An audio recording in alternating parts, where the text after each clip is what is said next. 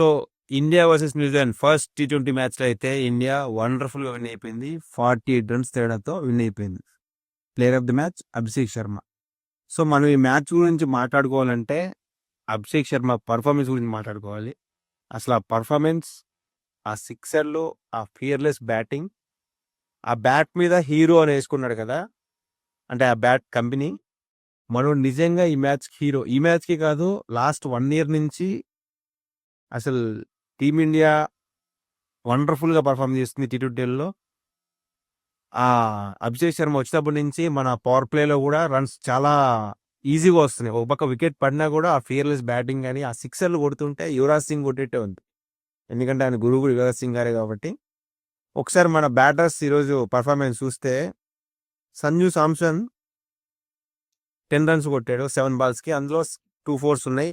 మనోడిది 142 strike rate ఉందన్నమాట. దాని తర్వాత అభిషేక్ శర్మ 35 balls 84 runs, 8 సిక్సర్లు 5 4లు, స్ట్రైక్ రేట్ కూడా 240 ఉంది. నెంబర్ 1 T20 బ్యాటర్ ఊరికే అయిపోరుగా. మళ్ళీ ఈ 2026 స్టార్టింగ్లో కూడా అలాంటి ఫైర్ ఇన్నింగ్స్ ఒకటి ఈరోజు మ్యాచ్లో కొనసాగించాడు. మనకు ముందు కూడా ఇంకా 4 T20 ఉన్నాయి. దీని తర్వాత T20 వరల్డ్ కప్ ఉంది. సో ఇది ఒక గుడ్ సైన్ అని చెప్పాలి. దాని తర్వాత తిలక్ వర్మ ప్లేస్లో ఈశాన్ కిషన్ వచ్చాడు. ప్రెస్ కాన్ఫరెన్స్లో కూడా మన సూర్యకుమార్ యాదవ్ చెప్పాడు, తిలక్ వర్మ ప్లేస్లో ఈశాన్ కిషన్ అయితే మంచిగా ఆడతాడు, తను చాలా రోజుల నుంచి టీమిండియాకి ఆడట్లేదు, సో తనకు ఒక మంచి అవకాశం అని చెప్పి. బట్ దాన్ని సద్వినియోగం చేసుకోలేకపోయాడేమో అనిపించింది నాకు ఈరోజు. జస్ట్ 5 balls 8 runs కొట్టాడు. అందులో 2 fours ఉన్నాయి. స్ట్రైక్ రేట్ కూడా 160 ఉంది. తక్కువ బాల్స్ అంటే కొంచెం స్కోర్ ఎక్కువ ఉంది, 4లతో డీల్ చేశాడు. బట్ ఇంకొంచెం ఉండి దాన్ని ఒక 30గా 50గా కన్వర్ట్ చేసి ఉంటే మనోడికి ఇంకా బాగుండేది. అంటే ఇంకా 4 మ్యాచ్లు ఉన్నాయిలేండి. T20 వరల్డ్ కప్లో కూడా మనోడు స్క్వాడ్లో ఉన్నాడు. సో ఇది ఒక ప్రాక్టీస్ అయింది. ఇంకా 4 matches ఉన్నాయి కాబట్టి తిలక్ వర్మ ఉంటే ఇంకా బాగుండేది. బట్ అది అన్ఫార్చునేట్లీ మిస్ అయిపోయాడు మనోడు. దాని తర్వాత సూర్యకుమార్ యాదవ్ చాలా రోజుల నుంచి మనోడు రన్స్ లేవు. లాస్ట్ ఇయర్ కూడా చూసుకుంటే ఒక 50 కూడా లేదు. ఈ 2026లో ఈ న్యూజిలాండ్లో ఈ ఫస్ట్ మ్యాచ్లో 50 ఏమైనా కొడతాడేమో అని ఎక్స్పెక్ట్ చేశా. బట్ అది 22 balls 32 runs, స్ట్రైక్ రేట్ కూడా 145 ఉంది. అందులో ఒక 6 ఉంది, అది కూడా ట్రేడ్ మార్క్ 6. ఆ 6 కూడా హైలైట్ 6 అది. దాని తర్వాత 4 4లు కూడా ఉన్నాయి. గుడ్ సైన్ ఇది కూడా. అంటే తను కొంచెం ఫామ్లోకి వచ్చాడు. ఇంత ముందులా కాకుండా కొంచెం గుడ్ టచ్లో కనపడ్డాడు. తన కాన్ఫిడెన్స్ ఉంది షాట్లలో కూడా, కొట్టిన 4 6లలో కూడా.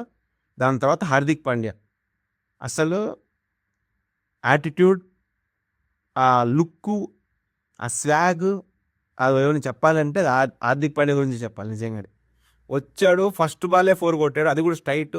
షాండ్నర్ చేయి తగిలి అటు వెళ్ళిపోయింది. సెకండ్ బాల్ కూడా కొట్టాడు, మనోడు పట్టేశాడు అనమాట, లేదంటే అది కూడా 4 వెళ్ళిపోయాయి. మనోడు 4 6 కొట్టిన తర్వాత బౌలర్ కల్లా చూసాడు, చూసాడు ఆ లుక్కు ఆ కొట్టిన షాట్ కూడా అంత కిక్ ఇవ్వదు, కానీ ఆ కాన్ఫిడెన్స్ యాటిట్యూడ్ చూసావు, అది ఫ్యాన్స్కి ఎక్కువ కిక్ ఇస్తుంది అనమాట. శివం దూబే 6 దూబే అంటారు, అందరూ ఒక 6 కొట్టాడు, 4 balls ఆడి 9 runs కొట్టాడు అనమాట. స్ట్రైక్ రేట్ కూడా బాగానే ఉంది 225. రింకు సింగ్ అసలు కేకేఆర్లో అప్పుడు ఏదైతే 6లు కొట్టాడో అది మళ్ళీ గుర్తొచ్చినట్టుంది మనోడికి. జస్ట్ 20 balls 44 runs కొట్టాడు. ఆ లాస్ట్ ఓవర్లో ఏదైతే ఉందో ఆ 2 సిక్సర్లు 2 4లు, స్ట్రైక్ రేట్ కూడా 220 ఉంది. ఇక్కడ అందరి స్ట్రైక్ రేట్ బాగానే ఉంది. అంటే అందరూ ఫామ్లోనే ఉన్నారు. కొంచెం 2-3 బ్యాటర్స్ అలా ఇలా ఉన్నారనమాట. సో వీళ్ళు కూడా సెట్ అయిపోతే ఈ రిమైన్ 4 T20లో T20 వరల్డ్ కప్ మన ఇండియాలో జరగబోతుంది. డిఫెండింగ్ ఛాంపియన్స్ మనం. అది లాస్ట్ జరిగిన T20 వరల్డ్ కప్ కూడా. సో మనం ఈసారి మళ్ళీ మన ఇండియాలో జరుగుతుంది.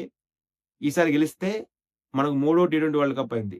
చరిత్రలో ఎవరికి లేదు ఇప్పుడు third time T20 world cup win అవ్వడం. సో అది మన వాళ్ళు గెలిచి చూపిస్తారు నాకు అనిపిస్తుంది. ఎందుకంటే టీం కూడా వండర్ఫుల్గా ఉంది.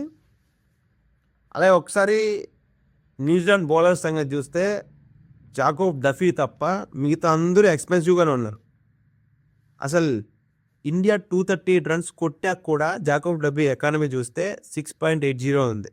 4 overs జస్ట్ 27 runs 2 wickets తీశాడు. చాలా మంచిగా వేశాడు బౌలింగ్ ఈరోజు. మిగతా అంతా జెమిసన్ 54 ఇచ్చాడు, తర్వాత క్లార్క్ 40 ఇచ్చేశాడు, సౌదీ 38 3 overs. ఫిలిప్స్ ఒకే ఓవర్ వేసాడు 20 runs. ఆ ఓవర్లో పాపం భారీ కొట్టేశారు. షాండ్నర్ 3 overs వేసి 37 runs ఇచ్చాడు. మిచెల్ 1 over వేసి 21 runs ఇచ్చాడు. సో ఎక్స్పెన్సివ్గానే ఉన్నారు మిగతా వాళ్ళంతా, ఒక జాకోబ్ డఫీ తప్ప. జాకోబ్ డఫీని కూడా మన ఆర్సీ వాళ్ళు తీసుకున్నారు.